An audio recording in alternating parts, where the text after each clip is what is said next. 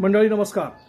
मंडळी, अजितदादांच्या निधनाच्या नंतर आता पार्थ पवारांच्या प्रकरणाचं काय होणार असा जो प्रश्न होता, हा प्रश्न सुटलेला आपल्याला पाहायला मिळतो आहे. कारण पार्थ पवारांना नेमलेल्या चौकशी समितीनं क्लीन चिट दिलेली आहे आणि त्यामुळेच त्यांचा राज्यसभेवरती निवडून जाण्याचा मार्ग देखील मोकळा झाला आहे. त्यांचं राजकीय करिअर आहे ना, ते देखील आता क्लिअर झालेलं आहे. कसं असतं, लक्षात एक गोष्ट घेतली पाहिजे की सत्तेच्या बरोबर राहिल्यानंतर सत्तेचे जे फायदे मिळतात ना, ते फार महत्त्वाचे असतात. अमेडिया कंपनीनं महार वतनाची साधारणपणे जागा जी होती ती 1800 कोटी रुपयांची किमतीची जागा होती, ही विकत घेतली फक्त 300 कोटी रुपयांना.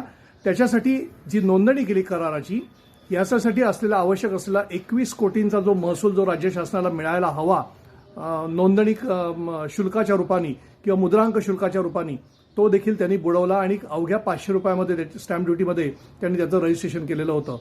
सरकारचे पैसे बुडवलं हा फार मोठा अपराध आहे बरं, हे लक्षात घेतलं पाहिजे.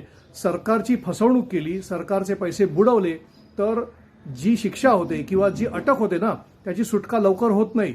जवळपास वर्षभर तरी कमीत कमी जामीन होत नाही अशी परिस्थिती असते. आणि अशा परिस्थितीमध्ये ह्या प्रकरणामध्ये पार्थ पवार यांना साधी अटक सुद्धा झाली नाही. म्हणजे अटक काय, चौकशी देखील झाली नाही. म्हणजे पोलीस त्यांच्याकडे चौकशीला सुद्धा गेले नाहीत. कारण अजितदादा त्यावेळेला सत्तेवरती होते, ते सत्तेमध्ये सहभागी होते. मग पकडलं कोणाला, तर ज्यांनी मध्यस्थी केली होती, की ज्यांनी पॉवर ऑफ अटर्नी होते, तेजवानी नावाची जी बाई होती, तिला पकडलं. त्याच्यानंतर ज्यांनी या करारावरती सही केली, ह्या अमेडिया कंपनीच्या एक संचालक आहे पाटील नावाचा, त्याला पकडलं. या पाटीलची या कंपनीमध्ये भागीदारी किती? 1%. पार्थ पवारांची भागीदारी किती? 99%. म्हणजे ज्याची भागीदारी 99% आहे त्याला काहीच नाही, आणि ज्याची भागीदारी 1% आहे त्याला मात्र अटक झाली. जिनी व्यवहार करून दिला असं म्हणतात त्यांना अटक झाली.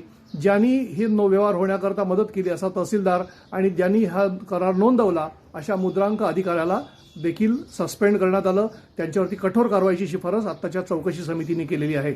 ही चौकशी समितीने जे काही शिफारसी केलेल्या आहेत, त्यामुळे एक गोष्ट निश्चितपणे साध्य झालेली आहे की अजितदादांच्या मृत्यूनंतर देखील सत्तेमध्ये राहिल्यामुळे पार्थ पवारांना फायदा होणार आहे. फायदा होताना दिसतो आहे. राज्यसभेवरती आता सध्या सुनेत्रा पवार आहेत, त्या राजीनामा देतील.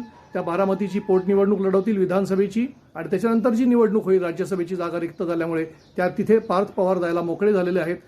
आत्ता सुनेत्राताई आणखीन पार्थ पवार आणि जय पवार हे जे काय मोदी आणि शहाना जे भेटून आलेले होते, हे याचे राजकीय अर्थ काढून आहेत असे अनेक जण म्हणाले जरी असले तरी यातून अनेक राजकीय अर्थ निघतात. ते हळूहळू आपल्यासमोर येताना आपल्याला पाहायला मिळणार आहेत.